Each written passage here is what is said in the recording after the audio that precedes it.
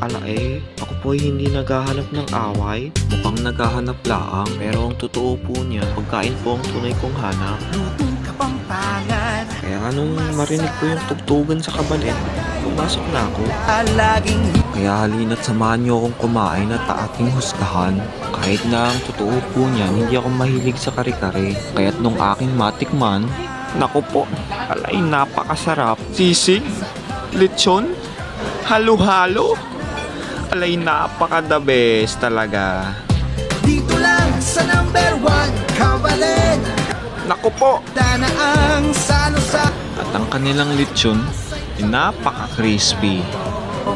Dito lang matitikman Siyempre, hindi pa huhuli ang gravy.